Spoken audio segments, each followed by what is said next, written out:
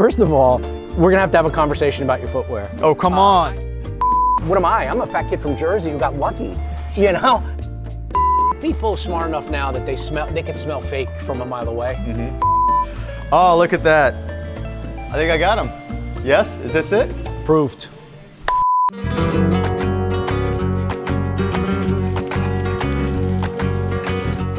Hey everybody, guess what? We are back.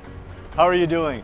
Hey, this is Craig Durr, Chief Analyst and Founder of the Collab Collective. And guess what? We're back for another edition of the Collaboration Café. And where do I find myself?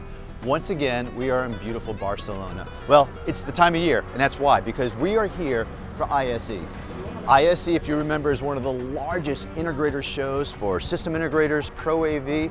We're talking 85,000 people. We're talking over 1,000 different visitors, 9 halls of exhibits. Now, what's really cool about this, though, is the people that bring together. And on this episode of the Collaboration Cafe, you know what we're gonna talk about? We're gonna talk about community. I wanna introduce you to a friend of mine who actually I think is pinnacle to what we see in the Pro AV and IT community. I'm going to introduce you to Chris Neto. Now, if you haven't known Chris Neto, you might have seen him from what he does on Twitter with his AV in the AMs. Or you might know him for what he's done before in other spaces, like on LinkedIn or other social media channels. But what Chris really is he's the heart and soul of this community. You don't know this, but he's been, what he says, pulling cables for over 30 years. And that makes him an expert on what's not going on, but where this industry is going as well, too. So I want you to come with me. We're gonna have another cup of coffee with Chris Neto on this edition of the Collaboration Cafe. Come on, let's do this one.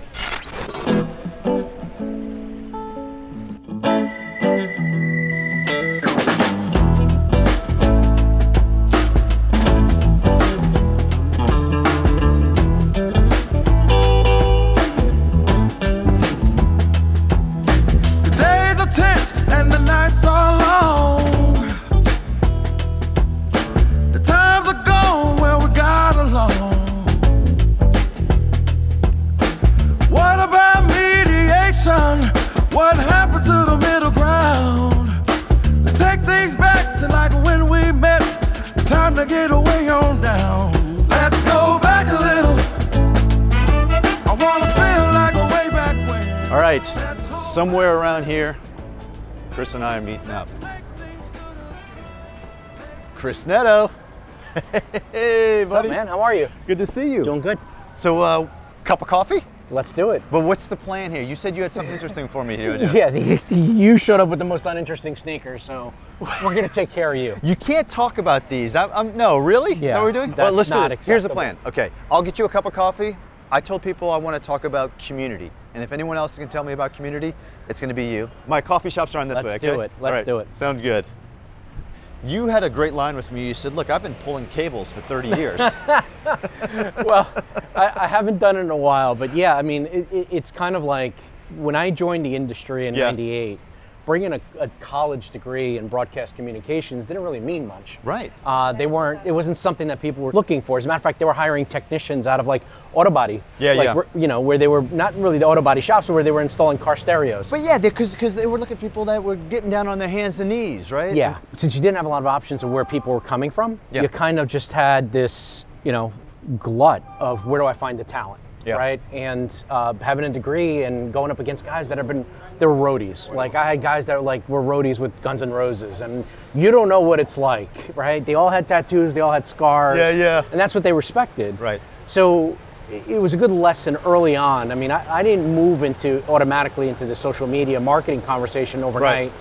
But what I learned is that the respect in AV came from getting your hands on stuff. Yep. So I spent a lot of years doing that. And when I say I pull cable, it was putting a TV on a cart that eventually turned into, can you hang a speaker and a projector? On the wall. On the wall, you're doing all that sort of stuff. So it was just a natural evolution. And all of a sudden, I'm being a video conferencing technician to being an audiovisual technician. Yeah, and you know what's really interesting here is we're at this interesting time, and you saw this whole arc of IT skill sets becoming important in an AV world. And it scared me. Yeah. It scared me because we went to school for creativity. Yeah. When you're a broadcast communications major, you have to have an eye for a shot, an angle, for lighting. Yeah, you're thinking of all, exactly. Yes. You want to bring all that stuff in. You know, things like bokeh comes in where you want to fade out the back but keep the front and focus.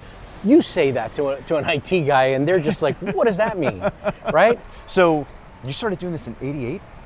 98. 98, I'm sorry. Dude, wow. 88, I was playing ball, man.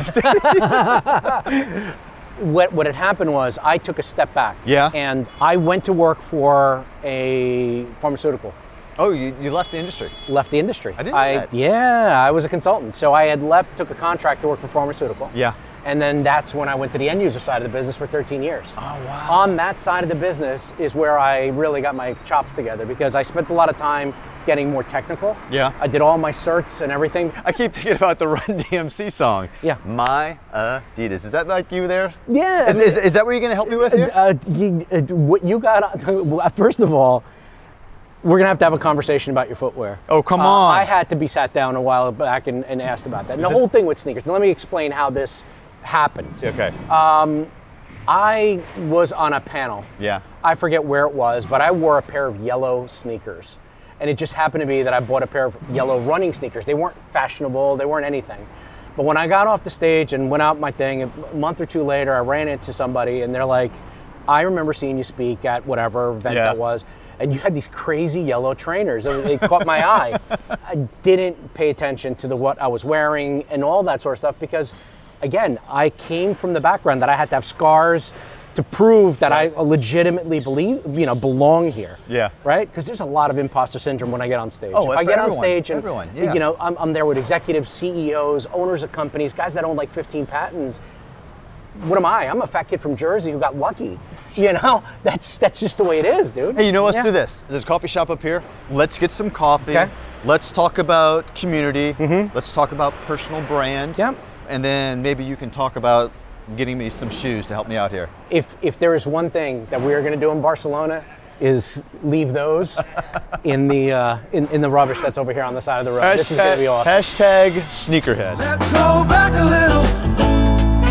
I want to feel like way back when. Let's hold back. So what are you going to do? I'm going to go old school, man. I need caffeine. Espresso? Hola, Hola. good morning. Hola, buenos días. ¿Desean algo para tomar? Sí. Uno espresso.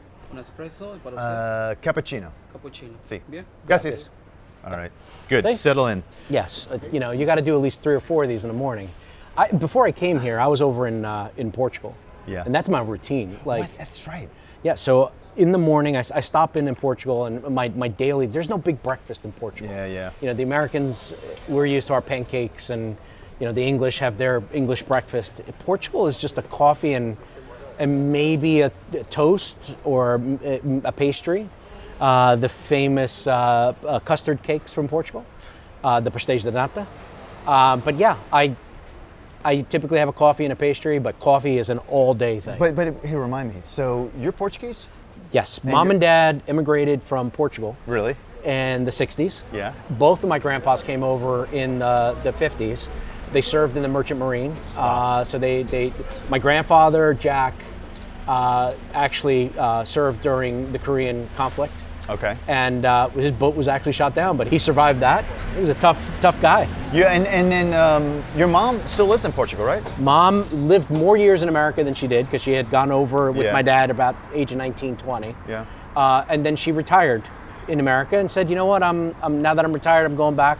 We would go back every year. My Portuguese is good, my Spanish is good, because I would spend my summers here. I came from a working class family. Do not think that this was like some luxury thing. From my parents, to buy me a plane ticket to come with grandma and grandpa back to the old school, to the country, was cheaper than putting me in a day camp. It was cheaper than summer camp. It was cheaper than summer camp. They put me on a plane, I'd go with grandma and grandpa, and I spent my summers there. And you know, it was culture shock because there was more things done outside the house than in. It's community. Again, Yes. What a great segue over that whole idea, right? Yeah. I love that. Because, you know, people in Europe, you might have a small apartment, small flat, something like that, right? But you go to a cafe to even watch a game show. Right. You would gather, Yeah. and that's where you kind of did your thing. And then as soon as the show was over, you'd see people pick up and leave. Cool. It was wild. It was something that I was used to here, never saw there. Thank you. Gracias. Un espresso? Yes, sir. Gracias. Guys. You know, it's funny you talk about that too. I grew up in New Orleans. Okay. And I was just there. Were you? That's right. You were just there for you guys had your national sales meeting. Our your sales Amplify was kickoff. there. Yes. And that same idea of community was essential to what we did there. And it sounds like your experience with your dad was similar to mine. Now, Yeah. there's a part of my life I'm not supposed to talk about. He used to have to sit in a small, basically he called it like a shed, and the gentleman would come in and buy numbers from him. And they used to bet on the water flow number from the Mississippi River as printed in the Times-Picayune. And so what exactly, that's how they ran random numbers, is whatever else. Yeah. And so his background was community based upon running numbers. Right now, your role, your title is Emerging Markets. Correct. Head of Emerging Markets for Midwich US. And what does that mean? Well, Midwich US is a big company. Yeah, we it are located, headquartered US-wise in Chesterton, Indiana. Okay. Globally, we're headquartered out of the UK in this. Right. Head of Emerging Markets is a title that I've been working with for about a year now. And it is not necessarily, a lot of people ask, what is that? Emerging markets are typically the financial emerging markets, right? The Southeast Asia and South America, and it's, Chris, you're going global. No. Yeah. So let me translate that to the AV speak. And in AV speak, an emerging market is verticals, right? Oh, okay. Sure. So we've been primarily, as Starin, a UC focused company. We do a really good job with the UC products. Right. We stepped into broadcast a few years ago.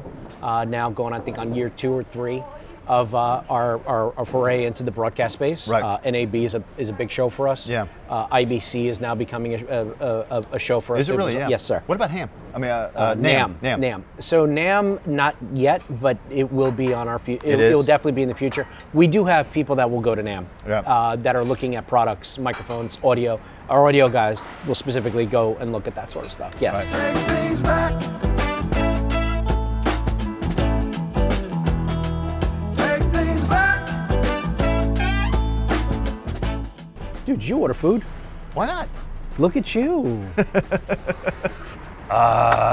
Nice. Thank you. You are immersing yourself into the Spanish culture. We got Look it. at this. If we're not eating and drinking every 15 minutes, we're doing something wrong here. Man, Oh, those are good. very good. Fried artichokes. All right. I'm down. Go ahead. I'm sorry. Yeah, so we started off, and a big part of what we've been talking about here walking is community. But a lot of these people don't probably know you best from not with what you've done with Midwich. They know you from what you do in the Twitter world, now X, right? Now X. So I love the story about how you started AV in the AM. Yeah. Tell me that story. So AV and AM started with me getting up in the morning 8 years ago, because it's on year number 8. Is it really? Yeah, it's been a while. My kids were younger, and I get up and I make breakfast. Sunday, I'm a dad. I get to go into dad mode on Sundays the most. I basically just let my kids were sleeping, the wife was sleeping, the dog wasn't even up yet.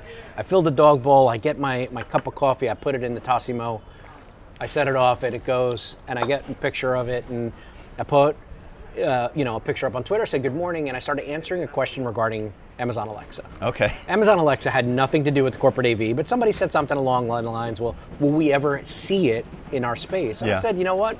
We see iPhones, why wouldn't we see it? And that stirred up a hornet's nest of like the IT-centric AV people that are on the AV Tweeps community. Uh-huh.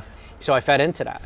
At 8 o'clock in the morning, we had a discussion. I'm like, okay, nothing happened that day. Mm-hmm. It was just an interesting conversation. The following week, I have a cool cup of coffee. It may have been a Star Wars one, maybe a Boba Fett one, because I do collect weird cups of coffee. I've seen your cups. Yes.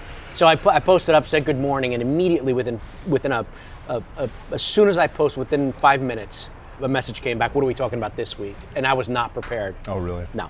Ooh. Oh, torta. Nice. Of course, we have to have some tomato bread, man. It is only 9:30. We got to start off right. Correct.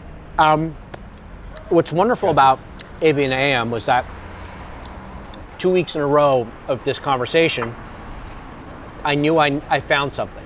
And what I basically discovered in that Sunday morning at 8 o'clock were people getting ready for church. Dads that were up doing the same thing I was, giving people a break and making pancakes. Yeah. Others were not sleeping well and just were up checking their emails anyway. You'd be surprised how much activity is on the internet. And the funny thing is that I know you did a video with Tim Albright recently. Yeah. I had a conversation with Tim. I said, Tim, you do AV Nation, and AV Nation does an AV week, but on the weekends you're quiet. Yeah. I said, do you ever think about like AV Light? And he's like, what? I'm like, weekend programming, man. It's like the old radio days where during the week you do news and sports, and on the weekend you And do it's the human interest stories. Yes, you do those things. Right. And Tim's like, I don't know if anybody's out there. And this was many years ago. And this was in the early days where, Tim was doing an audio podcast, and we sat around and talked, and I'm like, dude, you got to go to video, because that's where the future of this is. Yeah. He's like, yeah. And he played around, and, next thing you know, it went from being a recorded Skype call with Tim on podcast to video. Nice. And I saw that progression with AV Nation. I thought it was great because we had nothing like that at the time. Yeah. And it was very, for him, for me, it felt very pirate radio, and I love that, right? He talks about that a lot. Yeah. And great. pirate radio was always to be that something broadcast overseas, like off the coast, that nobody can censor because we had no sponsor. The ham radio thing going on, right? Exactly. More so, it was all about being rebellious, and if you're not paying us, you can't stop us, right? And I would love going on the show because I can have an opinion. But that's your superpower on this. That's your superpower. Yeah. So right? AV in the AM, to an extent, was that. There was nobody watching what was happening on Sundays on Twitter. So we just had open, honest conversations. Everything that came from technology to, things that we saw at a show. Careers. We've done business stuff. And now you've evolved this to where it is typically a standard of 5 questions. That's it, 5 questions, no more, no less. And there is one. Okay, what's that? We will do a 6th question, and it's for a buddy of mine, Jason Jacoby. He absolutely would love when I would throw in a bonus. Oh, yeah? So because he loved the bonus question so much, I named it the Jacoby rule. So every once in a while, the topics are so big or so grand that I needed that 6th question, and I say, you get it all in. And I let people know that the Jacoby rule will be in play. Right. And then that's the 6th question. So a lot of old school AV and AMers over the time realized that a 6th question's happening. It's coming. And it's coming. So it's 5 questions every Sunday, and I've been a lot more lenient. I was methodical. Like I have to do it every Sunday. People are I'm a distributor first, Twitter guy, social media guy second. Yeah. That's how I see my life, right? As far as career. Right. I take it seriously. I love the community. I think the community's rallied around me and a lot of the things that we've brought up, and I love that. The support's always been there. It's kind of quiet. We've been longtime supporters. One of the cool things that's taken place only recently is that you've been able to integrate that into your 9-to-5 job, in that they started to appreciate that value, right? Yep. And this is now a little bit of who you are within your own Midwich world as well, too, right? Yeah. What has been refreshing with Midwich, as opposed to places that I've been before, Midwich really accepted me as who I am. Like they understood that, like, hey, it's Chris, and Chris has this audience. And instead of stifling it, because I've had, believe it or not, I've had conversations prior to Midwich where I had companies that were interested, and they're like, we love what you do, but we'd have to quiet you. Oh, really? We'd want to control that. And unfortunately, those conversations didn't get anywhere. I have a track record of having a very good reputation with that kind of online presence. Yeah. I have rules that I have in place for me personally that has kept me, in good standing. And when I say about that is I typically do not, and mostly do not, talk about politics. I will bring up socio-economic connections. Because it impacts the business. Because it impacts the business. Yeah. But if it doesn't impact the business, I keep my social for that purpose. Okay. Where I get off a little bit on the tangents and stuff like that is I had to bring my personal side to the business, to Twitter. So that's where the confusion lies, is that people are like, dude, you're so passionate about this, why aren't you passionate about that? I have my rules. It makes sense. And me being passionate about pineapple on pizza is fun, right? Or not having pineapple on pizza is fun. That's a big debate. We can talk about that one. I believe people buy from people. Business is among people. Yes. And when you lose that, you lose some of the human elements. Dude, I will tell you that there are some great people inside Midwich that possess this power. Bill Reamer, Monique, who recently joined the group, Tony Fergali. These are all people that I work closely with. Dan O'Donnell's excellent. to build those relationships, it's a little different because when you look at distribution, you typically see box in, box out. Yeah. We're not a box in, box out company. We stopped doing that when we started adding some other things into the mix, plus services. We got into the broadcast side with Tool Farm, and then we have our Midwich Ignite program, which is a venture capital. All these shows, ISC, Infocom, I was recently at CES. Yeah. They all have their innovation labs, some bigger than others, some do a better job than others. But to be able to find the little company that's really onto something. Right. You can say you're an angel investor and invest in whatever company and however you want. That's awesome. But to be able to invest into some of these companies, such as NetSpeak, help them along and then help them make the connections in the industry is a difference between us and a banker and us and somebody else. Because I think what you are doing or that company is doing is the approach, again, to our theme, building community. It isn't just about a dollar in and a dollar out. It's about what can I invest to help make this bigger and better for everyone. All right, let's wrap this up. Let's go find ourselves. I'm not wrapping it up, I'm eating it now. All right, well, we're gonna do that. All right.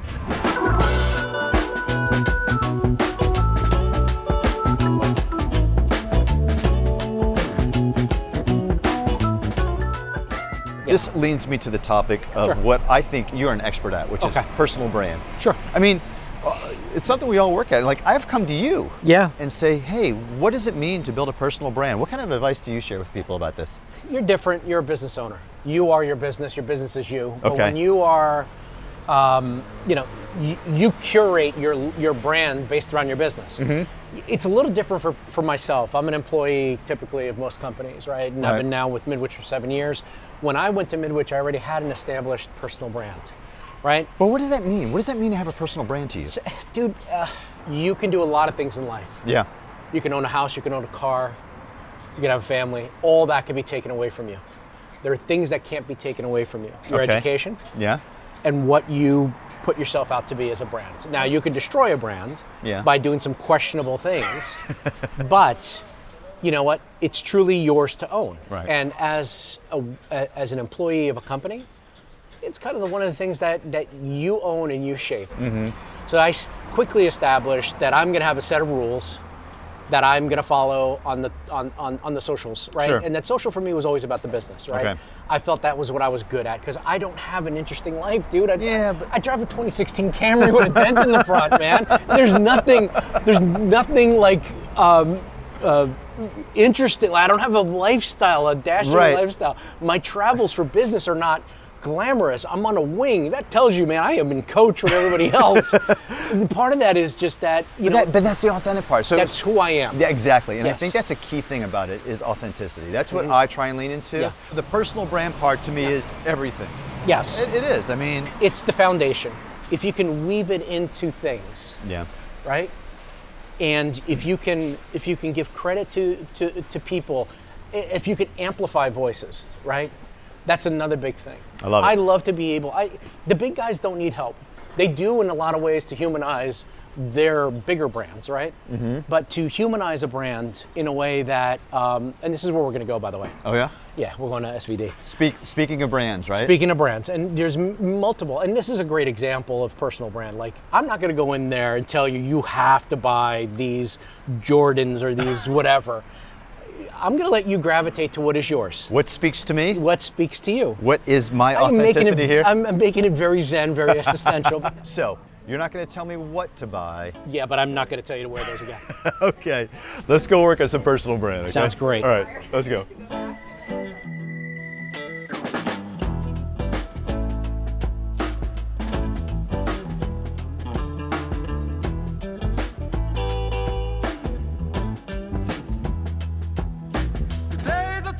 And the nights are long. The times are gone where we got along. What about mediation? What happened to the middle ground? Let's take things back to like when we met. It's time to get away on down. Let's go back a little. I wanna feel like way back when. Let's hold back a little. Let's make things good again. Take things back.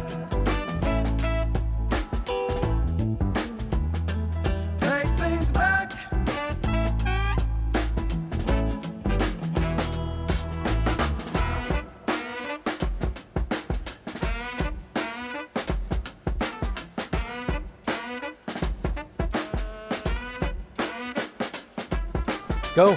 Take a look.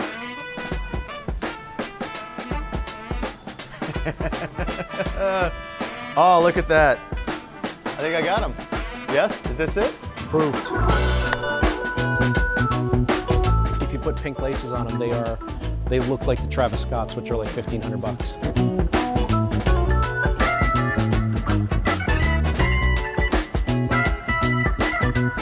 All right, I am set. Dude, I am so proud of you. Show ready? Show ready. I love it. I appreciate it. I'm heading out that way, man. Okay. Hey, Chris, this is fantastic. I appreciate it. Absolutely. You have a fantastic ISE. Thank you so much. I appreciate everything you talked to me about community, about brand, about how you got here. I'm gonna take this forward. Dude, I hope so. I'm gonna check in on you. Okay. You know, at the end of the show, I'm gonna see what your show selfies are looking like. Make me proud that you got some of the little bits and tidbits of knowledge. That's all I ask. And anything that obviously I'm doing, share it out. You know, hit me up on Twitter at Chris_Neto, on the LinkedIn's especially, that's where I'm at. Perfect. And specifically, man, check in with me later this week. I want to hear how your feet, in this case, made it through the week wearing your brand new J's. I think I'm going to do it too. All right, Chris, take care. Positive, man. I'm going to tell everyone goodbye now. Thank you so much. All right. Take care. Hey, everyone. This has been another great episode of the Collaboration Cafe. Thank you so much for tuning in. My friend Chris Neto, he actually did a good job. I think we learned of really great things here. Next time, we're going to take you to another great location, another cup of coffee. But till then, take care. We'll see you later.